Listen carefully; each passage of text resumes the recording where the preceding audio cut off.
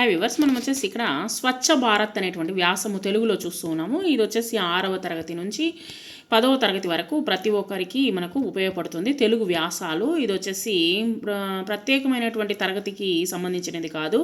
ఇది ప్రతి ఒక్క తరగతి వాళ్ళు మీకు వ్యాసం అనేటువంటిది ఎగ్జామ్లో ఇచ్చినట్లయితే దీన్ని మనము రాయొచ్చు. మోస్ట్ వాళ్ళు 8th నుంచి మనకు వచ్చేదానికి అవకాశం అనేటువంటిది ఉన్నదనమాట. 8th నుంచి రావడానికి అవకాశం ఉంది. సో కాబట్టి దీని గురించి తెలుసుకుందాము. స్వచ్ఛ భారత్ అంటే ఏంటి అనేటువంటిది ఇక్కడ ఇవ్వడం జరిగింది. స్వచ్ఛ భారత్ అంటే భారతదేశం అంతా పరిశుద్ధంగా ఉండాలి అనేటువంటి నినాదం అనమాట. మన దేశ ప్రధాని నరేంద్ర మోడీ గారు దేశంలోని కాలుష్యాన్ని గురించి గమనించి, అంటే మనం వచ్చేసి నదులను, కాలువలను ప్లాస్టిక్ చెత్తలతో మనం వచ్చేసి నింపేస్తూ ఉన్నాం అనమాట. సో నింపకుండా ఉండడం కోసము ఆయన గమనించి నదీ జలాలను అన్ని కలుషితం కావడం వలన చూసి స్వచ్ఛ భారత్ అనేటువంటి నినాదాన్ని ఇచ్చారు. ఈ కార్యక్రమ ప్రచారకులుగా ఈ దేశంలోని ప్రసిద్ధులైనటువంటి వ్యక్తులను మోడీ గారు నియమించారు. అమితాబ్ బచ్చన్, రామోజీరావు గారు వంటి వారు ఈ కార్యక్రమానికి చేయూతనిస్తున్నారు. మన విద్యా సంస్థలు కావచ్చు, లేదా ప్రభుత్వ కార్యాలయాలు కావచ్చు, నగరాల్లోని వారికి మురికిపేటలు, గంగా, గోదావరి వంటి నదుల జలాలు నేడు కాలుష్యంతో నిండిపోయి ఉన్నాయన్నమాట.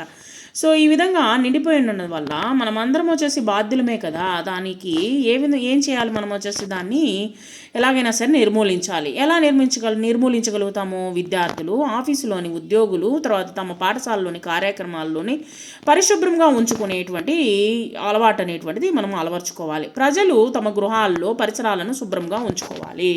సో నదులు, చెరువుల్లోని నీటిని కలుషితం చేయరాదు. దాంట్లో వచ్చేసి చెత్త కుప్పను, తర్వాత వచ్చేసి మనం తిని పారేసేటువంటి ఫుడ్ను వచ్చేసి దాంట్లో పారవేయకూడదు. ఈ కాలుష్యం వలన రోగాలు పెరిగిపోతూ ఉన్నాయన్నమాట. ఏ విధంగా తయారవుతుంది? దోమలు, క్రిములు, ఈగలు అనేటువంటి పెరిగిపోతూ ఉన్నాయి. ప్రజలందరూ స్వచ్ఛతను కాపాడేటువంటి దేశంగా ఆరోగ్యవంతంగా అవుతుందన్నమాట. కాబట్టి ప్రజలందరూ దాన్ని గుర్తించుకొని మనము ఏం చేయాలి? మనం వచ్చేసి మనమందరం కాపాడితేనే ఆ యొక్క దేశం అనేటువంటిది ఆరోగ్యవంతంగా మారుతుంది. కాబట్టి ప్రజలకు కావలసినటువంటి మంచినీరు లభిస్తుంది. ఆరోగ్యమే మహాభాగ్యం అనేటువంటిది పెద్దలు ఊరికనే అనలేదన్నమాట. కాబట్టి ఏనాడో చెప్పారు, దాన్ని మనము చక్కగా ఆచరించాలి. స్వచ్ఛ భారత్ కార్యక్రమాన్ని దేశము అంతా ప్రజలు ప్రచారం చేయాలనేటువంటిది దీన్ని ప్రజల కార్యక్రమంగా తీర్చిదిద్దాలి.